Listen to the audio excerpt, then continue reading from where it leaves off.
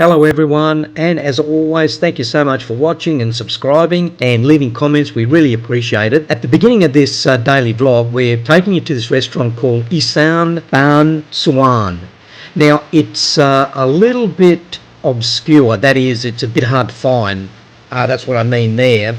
So if you search those words in Google Maps, you'll find the place. It is quite a big place. It is absolutely fantastic. You'll pay local Thai prices for the food here, which is absolutely outstanding. We only just found it thanks to two friends of ours, and it's going to be one of our regular places from now on. If you like Thai food, you'll really like this place, and it holds hundreds of people. They have live music here too, which is really nice. The problem is that we can't film and feature the live music because we get a copyright problem on YouTube. So you're going to have to put up with my voiceover narration, and I'll try and explain everything as we go along. As you can see, it's like in a garden setting, right? And there's little areas of tables and little cabanas where your family and friends group can sit there. It's just really quite marvellous, and we really recommend that you try it out next time you're in Hua Hin. It's just a shame it's kind of so hidden and unknown, and it took us a while to find it. Anyway, all's well that ends well. And see, down here there's some bars. You can get a drink, and they've got good customer service, but none of the waiters really speak English, but the menus are in Thai and English. So just point to the Thai words for the dishes that you want to get. And the name again is Isan Ban Suan. Apologies for the poor pronunciation.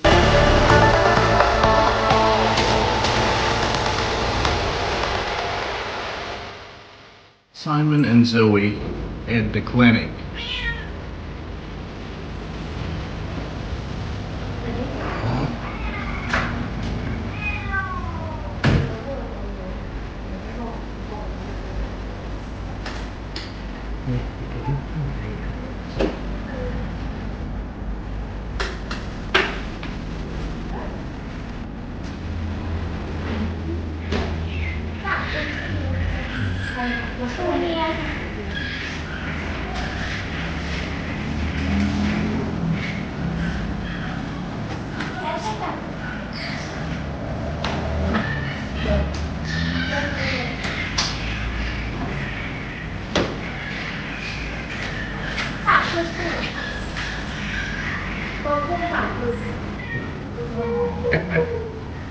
Did they howl all the way? Yes.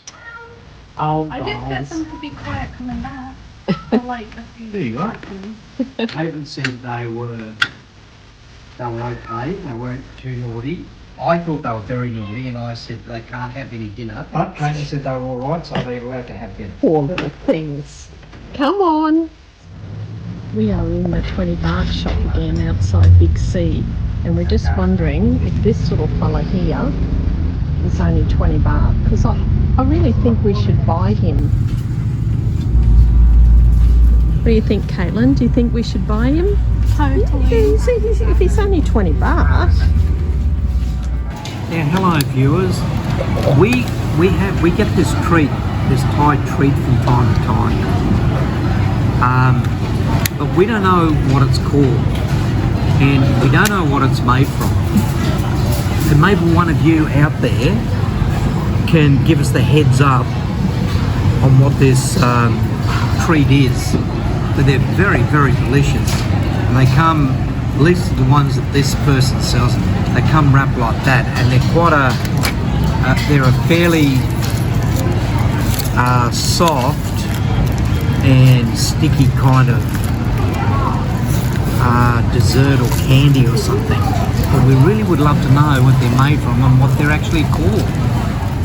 So I just thought I might make my own peanut butter. I was having a look at the peanut butter that you can buy here, and it's not 100% nuts. So I bought some peanuts, and I've got my blender, and as you can see, the Chris's PowerPoint, I've got it mounted on some tomatoes, and if you've watched our backstories, you'll know why it's... So I'm done with this plug, viewers. I really am done with it. So it's going to sit on top of a can of diced tomatoes until I can find some proper construction adhesive or some kind of metal bracket to hold it on. Okay, so we'll give it a go. Not sure how many nuts to put in there. We'll start off with that amount and see how we go.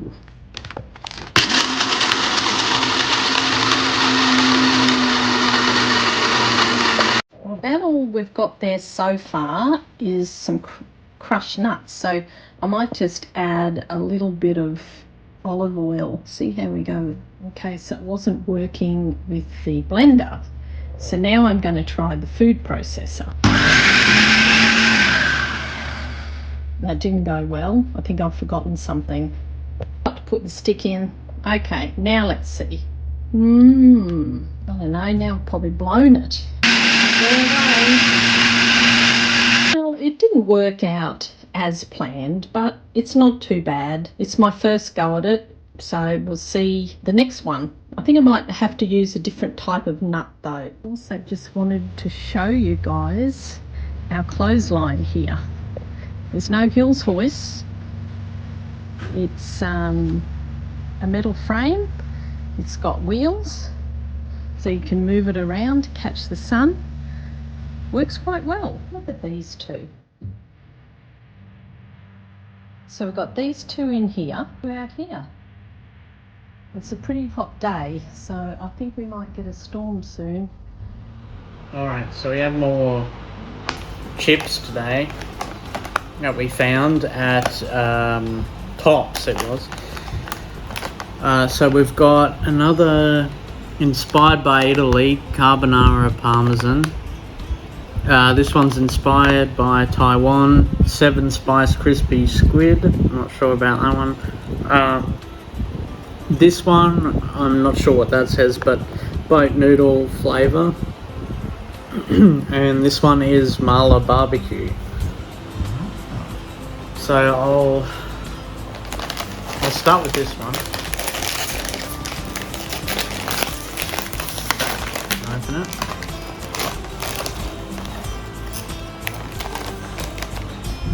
Yeah, it you kind of get a little bit of carbonara there.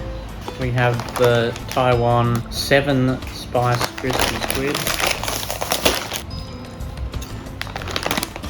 It's got a tiny bit of heat. I can sort of taste it being a bit sort of seafoody. This is the boat noodles. This one smells kind of similar to that one actually. That one kind of it's got a little bit of spiciness again. I see Alex come to try it himself. Alex, you're not allowed on the table, boy, and you can't eat chips. Come on. Look at this. Lexi.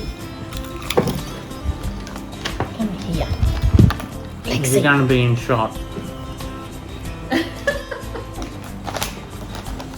That's quite bad behaviour. Come on.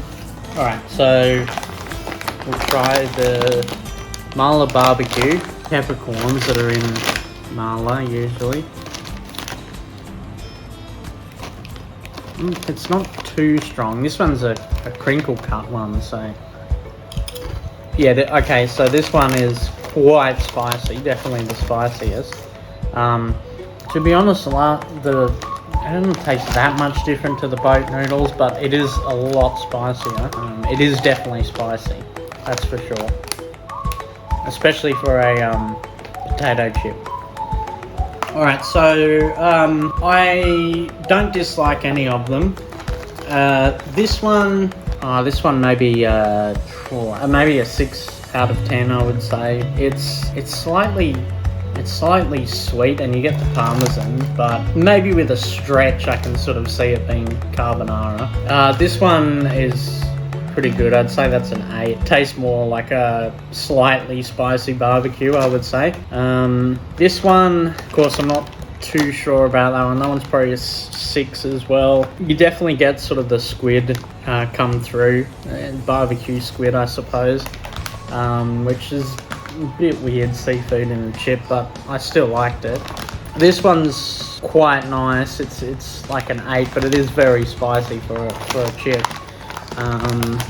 So I guess, yeah, if you can handle the spice, it's a good one. This one tied with this one for my favourite, the boat noodles. And what have you bought now, Chris? Well, Linda, you're not going to believe what I found.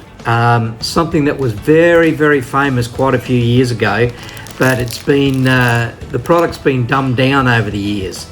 Now, a lot of people our age will remember these things. Now look at these gems. Pro clackers, not just ordinary clackers, but pro clackers. And I paid the grand total of 59 baht for these. So there you go. Now the thing about them is that they are the original old style. But weren't our original ones made of concrete that used to... Oh yes, they were. Yeah, they were. And these are plastic, but like they were made like the concrete or something like that. You know, if you remember, the new ones are dumbed down totally, and they've got a triangle connecting down here to one of the balls and over here to the other one, right? So you can't hit yourself, because these are great. Because if you remember when we were kids, right, you'd play with these and you'd knock a front tooth out, or you'd smash your mate's eyeglasses, or you'd knock your own eye out. But it didn't worry us, did it? We just kept on going. We just kept on playing.